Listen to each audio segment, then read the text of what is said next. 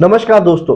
Canada tourist visa on changes and जो आप funds show कर रहे थे टूरिस्ट वीजा में, अब क्या वो आपको डबल शो करने पड़ेंगे? जैसे कि जीआईसी में पहले स्टूडेंट वीजा में $10,000 हमें शो करना पड़ता था, अब $20,000 हो गया, 600 समथिंग ऊपर है। बट अगर हम टूरिस्ट वीजा की बात करें, क्या हमें फंड अगर पहले हमें 5 लाख दिखा के वीजा मिल रहा था जहां पे, क्या अब हमें 10 लाख करना पड़ेगा? और जहां पे हम 10 लाख दिखा के वीजा प्राप्त कर लेते थे, और क्या अब हमें 20 लाख दिखाना पड़ेगा? सो ये चीजें मैटर करती हैं। हाँ जी, आपको फंड्स के मामले में भी जोड़े से ज्यादा पैसे शो करने पड़ेंगे, ठीक है। और टूरिस्ट वीजा जंगेज होगी, ठीक है। आपकी कोई भी एज है, क्या टूरिस्ट वीजा पॉसिबल है या नहीं है? सक्सेस रेट करंटली क्या चल रहा है टूरिस्ट वीजे का? अब 2024 आ चुका है जी, ठीक है। और न्यू फाइनेंशियल कंडीशंस अप्लाई हो चुके हैं स्टडी परमिट पे। आपको उससे अंदाजा लगाना होगा, अगर आप थोड़ा सा वाइजली काम करते हो, थोड़ा सा स्मार्ट वर्क करोगे, तो आपको पता चलेगा जी, अगर स्टडी वीजा में वो कह रहे हैं कि जी खर्चे ज्यादा हो चुके हैं, तो स्टडी वीजा में आपको थोड़े से ज्यादा एक्सपेंसेस जहां पे चाहिए, तो टूरिस्ट वीजा के लिए भी सेम है जी। टूरिस्ट वीजा के लिए भी वहां पे सेम एक्सपेंसेस है। आपका होटल का हो गया, अकोमोडेशन का हो गया, टैक्सी का हो गया, आपका एवरीथिंग, ठीक है। आपका वहां पे ग्रोसरी होगी, तो वो सारी चीजें आपको चाहिए होगी। तो उसमें भी आपको फाइनेंशियल के मामले में थोड़ा सा अभी ज्यादा रखना पड़ेगा। आपके पास अगर आज एक एप्लीकेंट के लिए मैं कहूंगा कि अगर आज बजट बन रहा है, आपकी 1-2 लाख में आपकी आने जाने की टिकट्स हो गई, उसके बाद आपका अकोमोडेशन के 1 लाख का खर्चा हो गया, तो बजट अगर आपका जहां पे 5 लाख बनता था तो हम 10 लाख शो करते थे। बट अगर बजट आज की डेट में हम देखेंगे तो 6-7 लाख आपका बजट बन सकता है।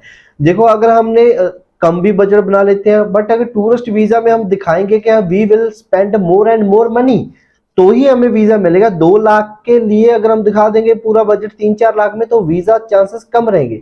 तो बजट भी आपको थोड़ा सा ज्यादा ही दिखाना चाहिए।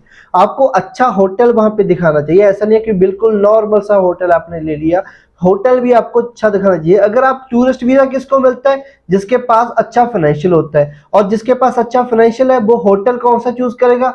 अच्छा वाला चूज करेगा। वो कि मीडियम तो या फिर कम रेट वाला होटल तो चूज करेगा नहीं, राइट। सो ये चीजें आपको ना मिनिमम चीजें होती है जो आपको समझनी पड़ेगी आपकी एप्लीकेशन में।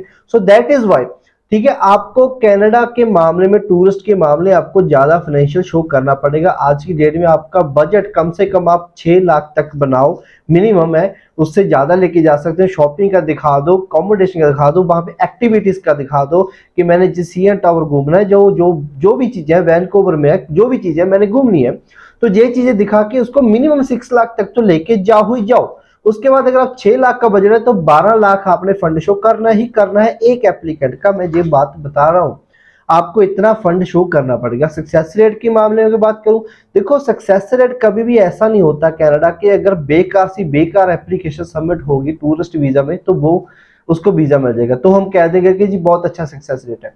नहीं, कनाडा वीजा उसको ही देता है, प्रोफाइल बेस्ड ट्रेंड है। ये आपको समझना पड़ेगा। जितनी अच्छी तरीके से आपकी रिप्रेजेंटेशन होगी फाइल की, और जितना फंड्स, ये जो छोटी छोटी चीजें हम कह देते हैं ना, इनको हम निगलेक्ट कर देते हैं, ये मैटर करती हैं। वीजा ऑफिसर तो जब हम आप एक इमिग्रेट करते हो ना, आप इमिग्रेट करते हो कनाडा में, फॉर एग्जांपल आप इमिग्रेट कर रहे हो कनाडा में, आप टेची लेके जा रहे हो, 30-40 किलो का सामान लेके जा रहे हो, वहां पे वापस भेज देते हैं जी। अब ये तो देखने को तो छोटी चीज होगी, बट वो क्या कहते हैं कि यार आपने आ तो आप 15 दिन के लिए हो, और लेके सामान कपड़े आप ऐसे आए हो कि जैसे आपने 6 मंथ के लिए रहना है।